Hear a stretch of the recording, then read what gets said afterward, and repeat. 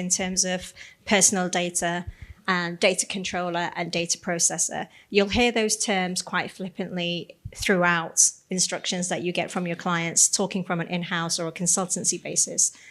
Often people say, oh, data protection, we've got that covered. We don't really need to know about that. Let's focus on compliance. But they often forget the two are actually work together hand in hand. Absolutely. If you're not compliant with your data protection, then you're not compliant as an organization.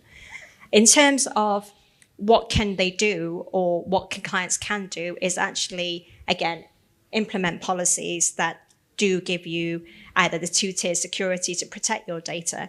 Where is that database? Is it based inside the country or is it based outside the country? Or do you store it on a cloud, which no one knows where it is? First of all, you've also got to look at cross-border transactions. For example, in China, you cannot use Chinese data and take it outside of the country, regardless of what that data is. There was a case, I think it was Starmer in 1999, maybe 2019, possibly, sorry, 2019, where it was cross-border transactions between the EU and the US. And that actually went to court and they said, you can't take EU data to the States. And they said, no, but we've got policies in place which allow us to do that.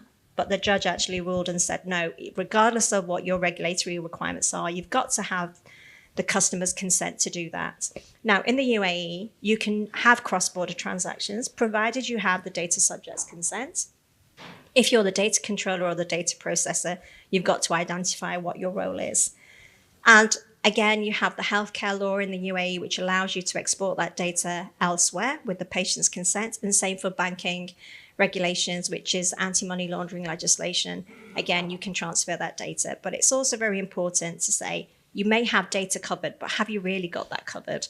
What have you got in place? Have you got a DPO in place? Are you a private entity or are you a government entity?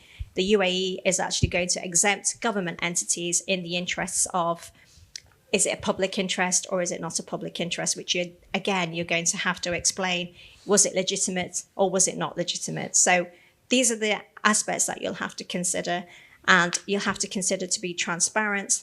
Have you got consent? And make sure it's generalized data, but you know what you're holding and where you're holding it.